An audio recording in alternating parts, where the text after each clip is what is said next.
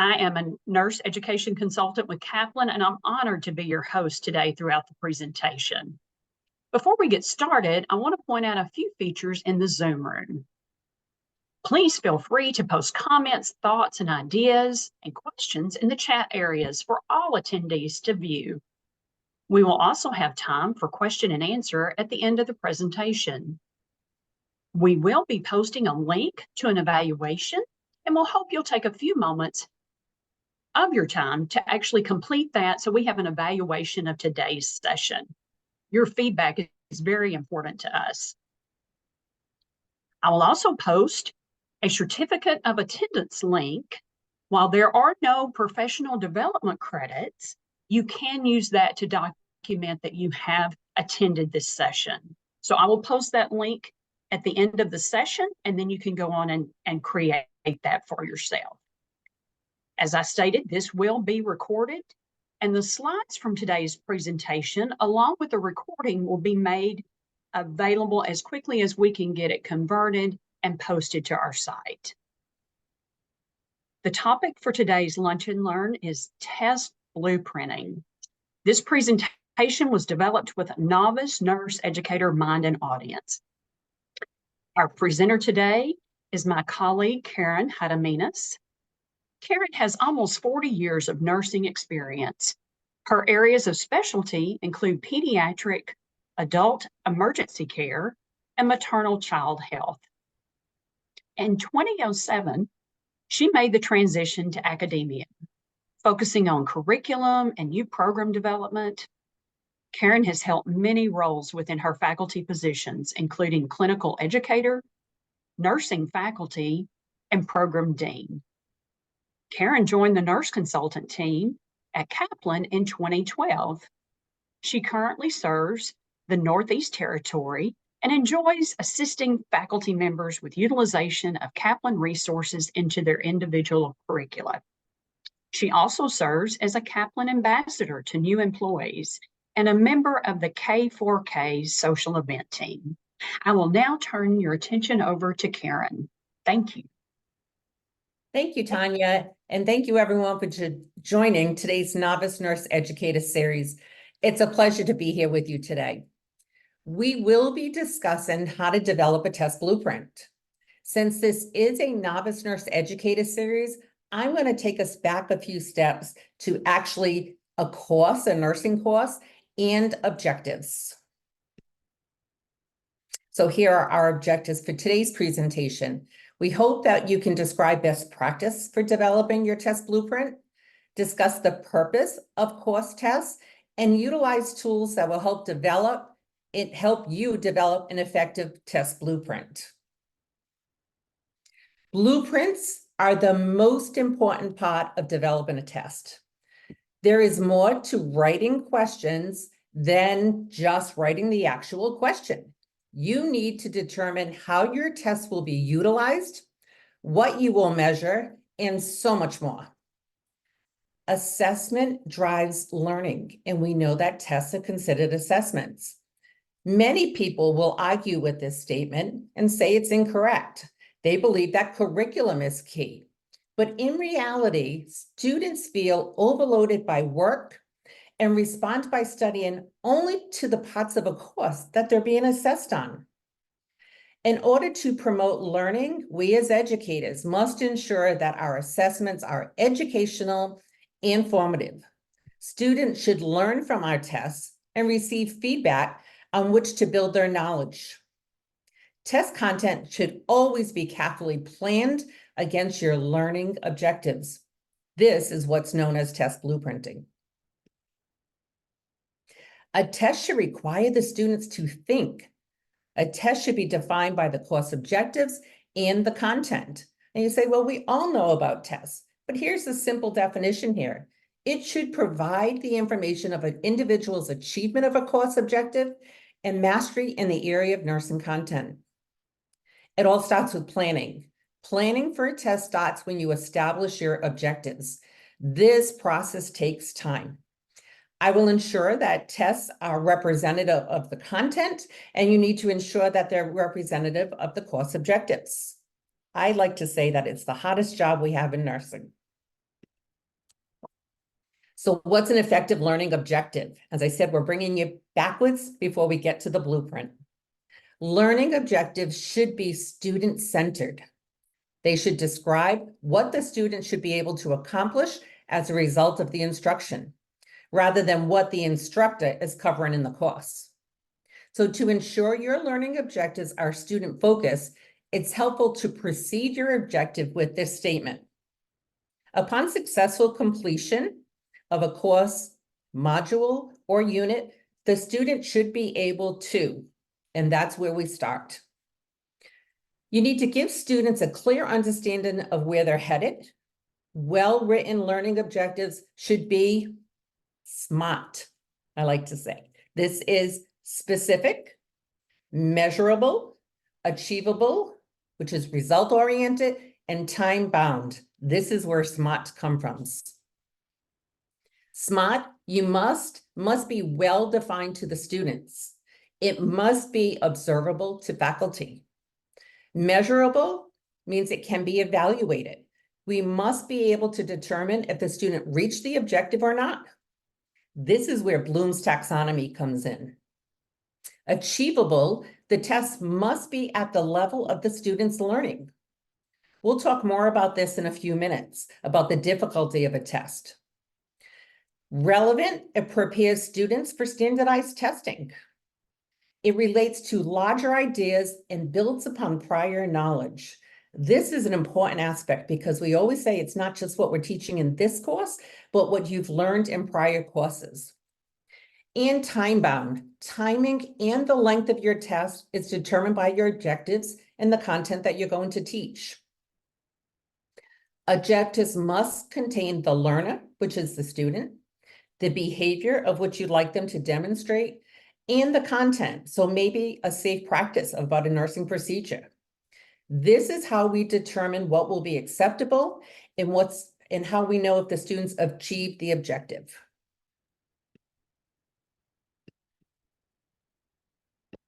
Look the next slide. This is an example of an actual course objective that a faculty member shared with me. These objectives identified the domain, the AACN essentials, the NCLEX blueprint that it's evaluating. You'll say, wow, that's a lot of information. It is. I'm going to give you many examples as we go through here, but this is just an example. Kaplan does recommend, or it is recommendations, that a course should have no more than 5 objectives. You may go, wow. The more objectives you have, the harder it is to actually measure if you're achieving these. So 5 objectives should be appropriate for your course. Remember, keep it measurable. What are you measuring? That brings us on to the good old Bloom's taxonomy. Measuring objectives is actually very easy if you use Bloom's. So I don't know, people know the term, but they may not know where it actually comes from. So let's talk a little bit about Bloom's taxonomy. It is a classification system used to define and distinguish between different levels of human cognition, thinking, learning, understanding. Educators have typically used Bloom's taxonomy to inform or to guide the development of assessments or the curriculum. Institutional methods such as questioning strategies. Bloom's taxonomy goes back to 1956. But then in 2001, people who worked with the original Bloom's team decided to revise it. It's now called the Taxonomy of Learning, Teaching, and Assessing, a revision of Bloom's taxonomy in educational objectives. So what's changed? The revised version has 3 categories that were renamed. Knowledge was changed from remembering, comprehension became understanding, synthesis was renamed to creating. In addition, creating became the highest level in the classification system, which replaced evaluating. The revised version is now remember, understand, apply, analyze, evaluate, and create. Tanya's going to share the list of Bloom's action verbs in the chat now for you to take. You can find multiple lists on the internet, but I will encourage you to look for the new version. And the way you'll know is you won't see comprehension there any longer. You'll see the new terms, okay? I would strongly encourage you to always have this document next to you as you're writing your tests. I encourage all faculty to look at this, and this is going to help you determine the level of your test questions. And we're going to get into more of that in just a minute. This is your best friend. So faculty often ask, how much space or how many questions should we have in each of these cognitive levels? And there's no real literature out there to say, but this is the recommendation that Kaplan has used for a long time. As faculty, we should decide how we want to distribute these questions. In this case, you will see, just click on here, that, excuse me, the first semester, they have 75% of their questions in remembering and understanding, because the students have to have a strong foundation before you can ask them to apply and analyze. As they move through the program, you will see that this would be a student maybe in the last semester of a nursing program, and they have a higher level of the more difficult, the application and the analysis. But their last semesters cannot be all at this high level. They are still learning content. So this grid is a great example or a suggestion of how many questions in each cognitive level should be on a test. This one here would be appropriate for an associate degree where they have 4 semesters of learning, but it can be adapted to a baccalaureate degree or even an accelerated program. So I'm going to show you how to calculate these numbers on the test blueprint. Before we go any further, though, I must mention that planning is a large part of blueprinting. Okay, I need to talk about creating a test, but as I do that, I've got to mention NCSBN's new clinical judgment measurement model. In July of 2019, NCSBN came out with this new full clinical judgment measurement model. This is the new tool that was developed to ensure that the NCLEX exam is ensuring that new nurses are safely and effectively able to practice. Nursing faculty should also be focusing on this new model. This is not for NCLEX prep only. It should start at the beginning of the nursing program. So we'd like you to start by looking at layer 3. This is the cognitive operations, and layer 4 are the extraneous operations. In layer 3, this mimics the nursing process that many of you may have known for years, or if you're a new educator, that may not be familiar to you. But if you look at the bottom of this document, the nursing process is still there. It has not gone away. What's exciting is the new layer 4 that you see at the bottom there. We all have experience working under time pressure, not having necessary medical records to care for a patient, or to learn a new procedure in real time. These are now being measured on the NCLEX exam. If you are going to be writing next generation NCLEX questions or sets, commonly referred to as case studies, be sure to follow layer 3. The new NGN set, so next generation sets, must have 6 questions on all of them, and they must follow this clinical judgment measurement model, starting with recognize cues and ending with evaluate outcomes. All questions must follow these 6 steps. So let's start our planning. How many of you use test blueprints currently? You can either use the emojis in there, you can add to the chat, but let me know if you currently have a test blueprint. I see a lot of people are chiming in, which is great. Do you use it all of the time? Do you use it some of the time? As a new educator, did you inherit a course and along with it came your syllabus and your objectives and hopefully a blueprint to go with it? So here's how I like to think of a test blueprint. I like to think of it as a cake. First thing you need is a recipe. Okay, this is your blueprint. It is an essential starting point. Next, we have the questions. These are the ingredients. They must be in the right measurement so that the content and the level of difficulty is appropriate to the test. Next, we have baking. This is actually the student taking the exam. Timing is extremely important for good results. You know that when you're baking, and we know that about a test. Kaplan uses 72 seconds for all questions, and this mimics the NCLEX exam. And then finally, the decoration on the top, or the fruit on this one, is the stats that you have to prove that your exam was valid and reliable. Because you used the right recipe, the right ingredients, it will give you the right results. More importantly is for accreditation. How do you know you taught what you said you taught? The answer will be easy, because you'll go back, you'll look at your benchmarking, and you'll look at your statistics to show that your tests actually evaluated what they should be evaluating. Sounds easier than it is. This is also another document that Tanya will share in the chat with you. And this is a worksheet that I love to use. This can be revised. You can choose to put in as much information as you'd like on your blueprint, but it's a starting point for all of you. So I don't expect you to start from the beginning. I would encourage you to take your existing test that you have right now and use this document and try and blueprint from there.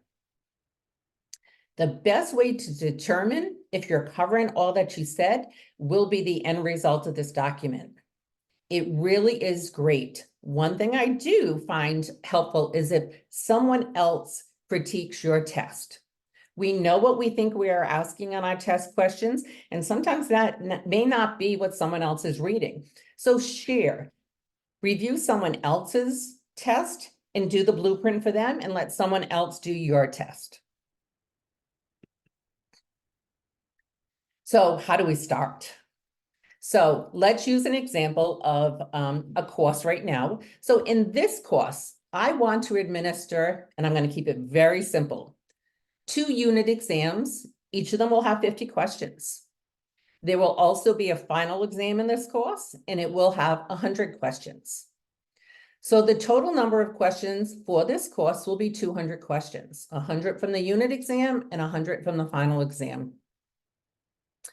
Finally, look at the total number of hours that you have teaching in this course. Traditionally, a semester is 15 weeks, and students attend for about 3 hours a week, and that's how we came up with 45 hours. Now we need to determine how many questions will come from each unit to make sure that we're covering the content. There are many worksheets, as I mentioned, so here's another one that I think breaks it down pretty simple, although it looks very busy right now. So we'll walk through this. The previous slide did indicate that you wanted to administer 3 tests with 200 questions, and now we need to figure out how to disperse these questions. So first, we mentioned that objectives play a vital part in guiding our course content. Note here that there are, let's see if I highlighted in blue there, that's our number of questions. And then in the lighter blue, we have our course objectives. Okay, there are 5 objectives, and we're going to keep it to a minimum so we know we can measure it. Next, we need to determine how many questions will come from each of the units that we're teaching. So objective 1, it says 20% of the course content. And so 20% of the 200 questions that we'll have during this semester will need to come from that. So there'll be 40 questions that we'll cover. We're going to go into this just a little bit more on the next slide. You can see at the bottom we have specific units. So here it is a little bit bigger again. It is important to present the students, as we said, with sufficient number of test questions in the content and how much and how valuable this content is in your course. So this course meets 3 hours a week, as we said, for 15 weeks. So we have 45 hours or 255 minutes to divide up. And here I went by units. So this one has 7 units of content to be delivered. This could be a med-surg course with respiratory, cardiovascular, integumentary, or it could be a pediatric with the growth and development or labor and delivery. It doesn't matter what it is, but how many units of content are you going to be teaching? Okay. From here, you'll see there are 7 units of content that I will be teaching in this course. 1 unit, I am going to spend 6 hours during the semester, so probably 2 weeks of teaching. That's equivalent to 13% of the content in the course. So I take the 6 hours divided by the 45 hours that I have to teach, and that's how I came up with the 13% there. Now, 13% of the test questions should come from Unit 1. We're not talking about the level of difficulty of the questions yet, just how many number of questions you'll see there. Okay, so 13% of that comes out to be 26 questions. A little bit of math here. On the next one, this is another method to assist faculty in determine how many questions should come from each unit. So now we've defined that Unit 1 as a respiratory unit. So in here, I spent, let's say, 4 hours and 15 minutes. The test has 50 questions, so this will be our first test.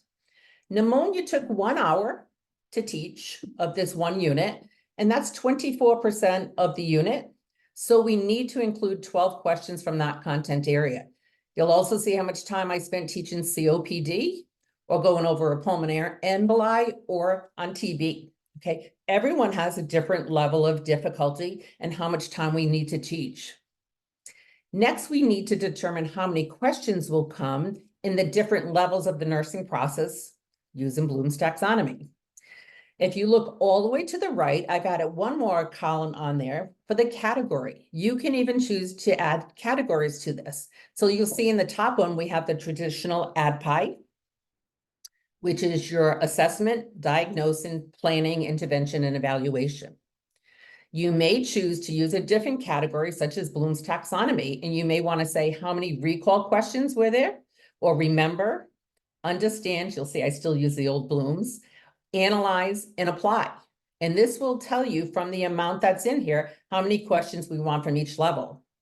And remember, as the courses increase and become more difficult through the nursing program, we're going to want to increase that level of difficulty of each one of those. So again, we have our 50 question test. This one, there are more examples of how you can determine questions for each test. This tool identifies the specific chapters to be evaluated on that test, the course objective to be evaluated, and the number of questions from each chapter. I'm not as big a fan of this one because, as we said in the beginning, if you tell students they'll only be tested on this content, they're only going to study those chapters. And we really want to make sure that all of our learning builds on prior knowledge. So everyone has a different way and a different preference. I just put another example in here so you could see. This is showing you the chapters. You can see the objective that it actually meets. And then in the last column is the number of questions that will come from each one of those. As you saw from the examples, there's many different ways that we can measure learning. This is a culmination of them right here. So what are you going to measure? Most important thing is you need to measure your course objectives. Are you meeting what you said you're meeting in the class? You can also measure, along with that, clinical judgment measurement model. As I mentioned, you need to start this early in the nursing program. So look at, recognize, analyze, prioritize, generate, take action, evaluate. That's the new NCLEX exam. We need to start early. You can look at our cognitive levels, which are our Bloom's taxonomy. That's the easiest one to start with. You can also look at client needs. And we struggle with this quite a bit. There are many new faculty or faculty who don't teach end courses where they're preparing for NCLEX, and they're not as familiar with the client need or the client need categories. We really find that if you start talking about the client need or the client need categories early in the program, students will be very well prepared by the time they get to the NCLEX preparation. And you also saw on one of the documents where they included the accreditation categories. So you can certainly put the accreditation categories in there. I will give you a hint. It certainly looks great when you're up for your accreditation visits and you can actually track through your whole program where you've met all of your objectives in your accreditation essentials. If you don't know where you're going, how do you know if you got there? So this blueprint is very detailed. and covers the 5 different areas of measurement. So let's look at it a little bit closer. This you can do by simply creating your own simple document or using the one that I provided with you. It has the same material. So where can you start? We mentioned taking your current test and mapping out each question using the tool. It may very much be an eye-opener for you. Hopefully, it will confirm that what you said you were testing, you actually are. You may find when you complete this that your test is a little too hard or maybe a little too easy, and that's okay. You can simply change a test question by changing the verb in there. So remember, your Bloom's taxonomy should be your best friend. It's going to help you change the number of questions on your test in raising the level of difficulty or making your test a little bit easier because it's a little too difficult for beginner nursing students. Again, ask your peer to critique your test and vice versa.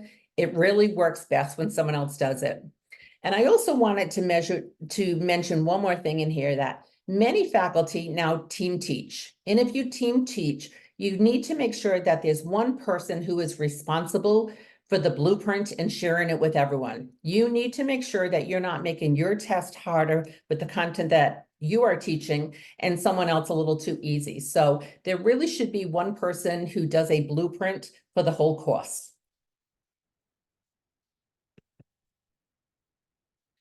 Kaplan has a blueprint for everything that we do. We have it for our secure integrated tests and our practice focus review tests. You can find both of these on the faculty site. The integrated test blueprints are located under the schedule and integrated test. You'll find a PDF next to the name of the test. You can open and print that. For the practice, the focus review, we also have blueprints for those, and those are also located on the faculty page. But you'll find those up in the faculty manual. On all of our tests, Kaplan uses 72 seconds per question. This follows the same timing, as I said, of NCSBN of what they allow on the NCLEX exam. We start with this again at the beginning of the nursing program so students can start working on their timing of tests. Okay. It is important to present students with sufficient number of questions, and we saw that, and it has to be equivalent to the content that you're actually teaching. Here's an example of the Kaplan test blueprint that I wanted to show you.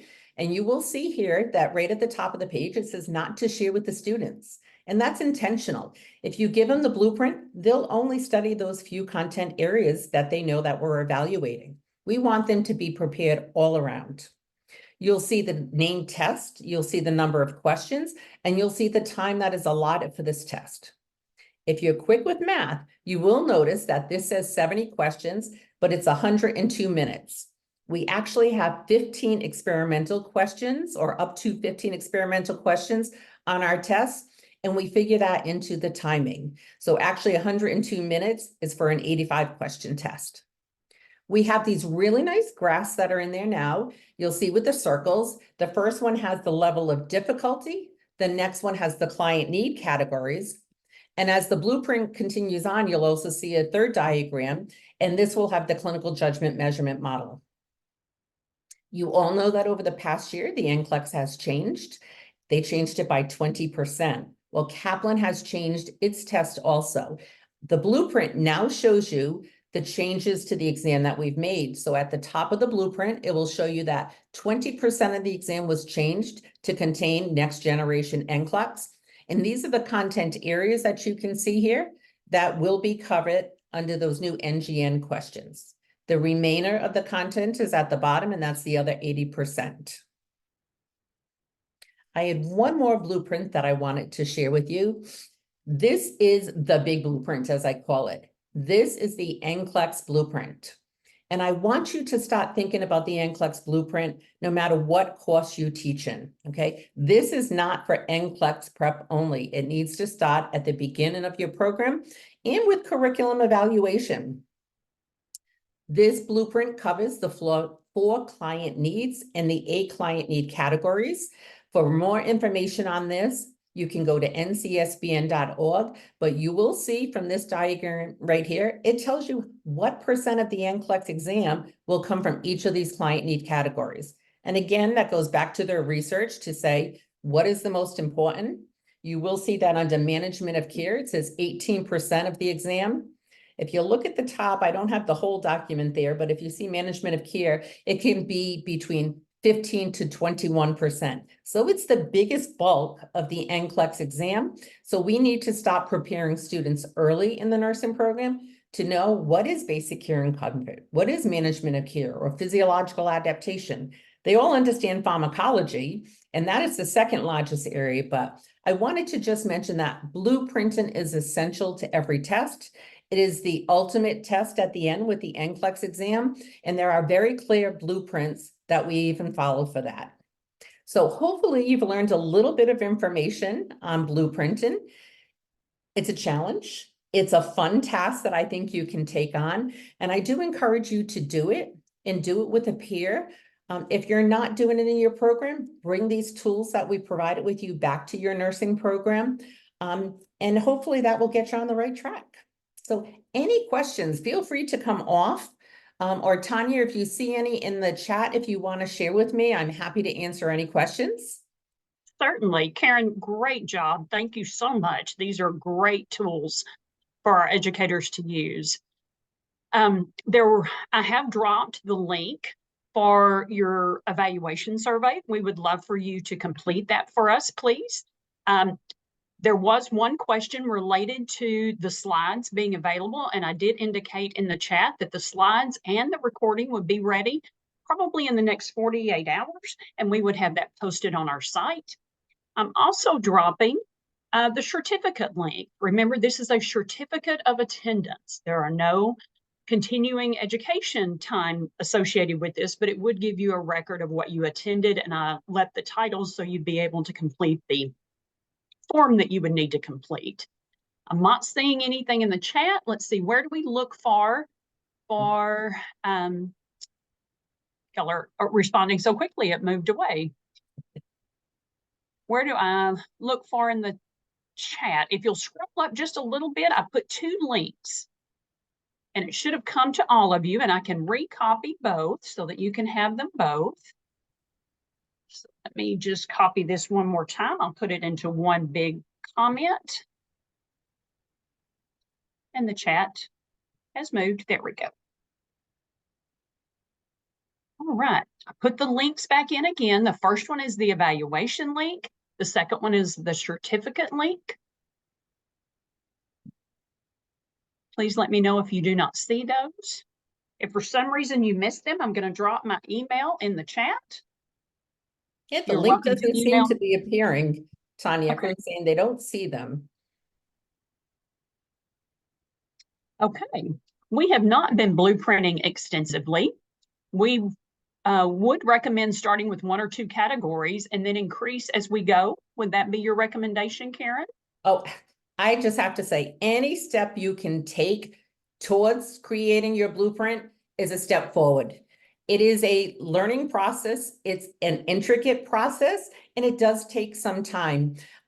One thing that I would recommend is when you're getting ready to give a test, so the semester for many are just starting, try and work on the first test that you have right now. See if you can get the blueprint done before you actually give that test. And then if you can kind of move into maybe your midterm, or if you have another quiz, you might want to do the smaller ones for now and then move into there. Great, Karen. Thanks for the feedback. I saw several say they didn't see my email or the links. I have dropped those again. Here are the links again. You may have to scroll up in the chat. I know the chat's moving very quickly, but the links have been listed several times. I just dropped them again. You have to scroll down just a little bit to get to the links. If you don't see the link, or if you can't find it in the chat, let me just say this. You all have a nurse consultant, hopefully, if you're with Kaplan. Feel free to reach out to your nurse consultant, and we're very happy to provide that link. We can get you that information. No No links are still shown. Interesting. Well, Okay, don't you so just love technology? I'm not certain as to why they're not showing, but I will verbally state my email. It is TONYA.TAYLOR@KAPLAN.com. So it's just my name with a dot in the middle at Kaplan.com. I'm, try this again. Yes, we are sending the links to everyone. I can see the host and the panelists. Let's see, here we go. Maybe Yep, this go to goes through this everyone. time. Yep. Thank Thumbs you up. for your patience and your technical support to get us there. Perfect. I love the celebrations. Thank you all for being a part of today's session. Karen, thank you for bringing your expertise to the team for others to benefit from your knowledge. And as Karen said, please feel free to reach out to us or your nurse consultant directly. We'd be happy to help you. Thank you for joining.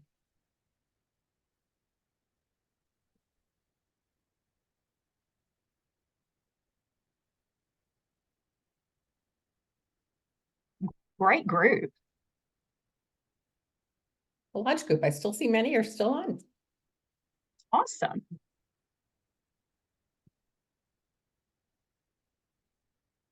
Thank you all for being present.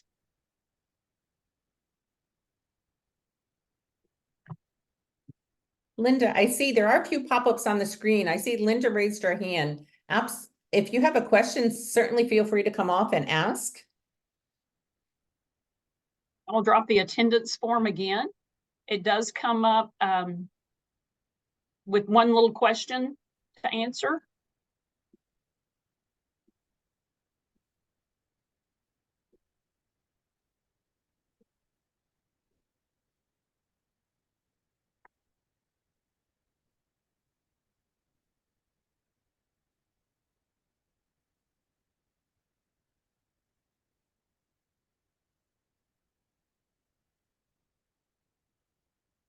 I will send the link in an alternative way of the evaluation and the form for attending. Sometimes they have to come directly from the link. So try those two links, see if those two work. The first one should be the evaluation. The second one is to get the certificate of attendance.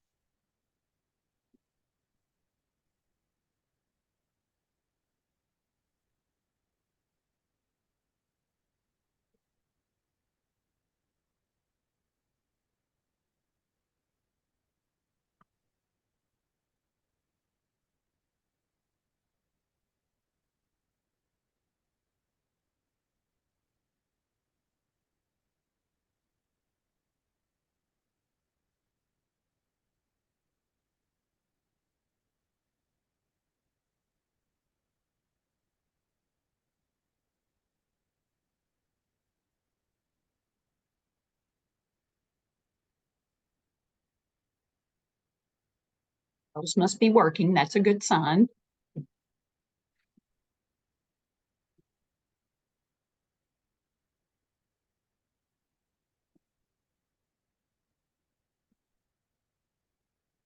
Okay, so maybe we'll close out the session. It should end the recording. Excellent. I'm happy that it's working. Thank you, Susan, for your patience.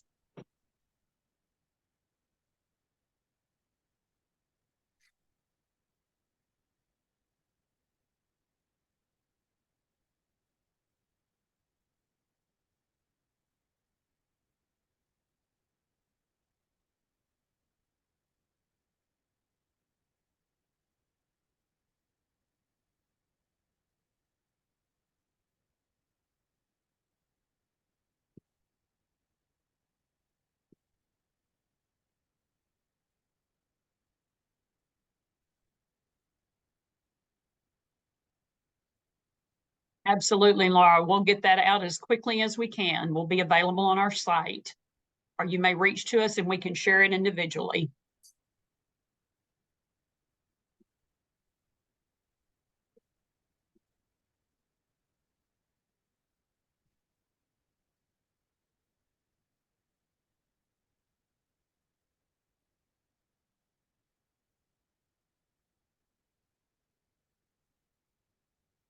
Thank you for attending, Virginia.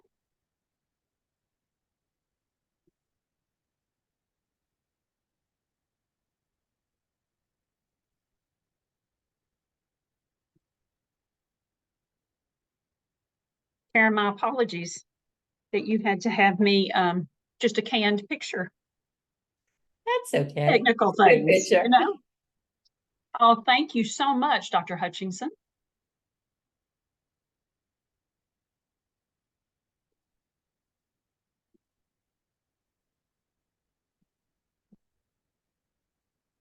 Happy to hear there's new strategies learned. It's awesome.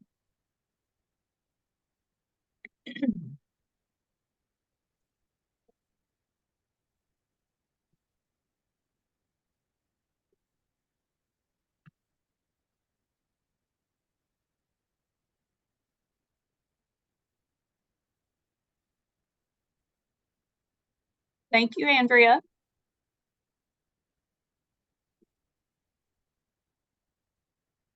So happy to have you all here today.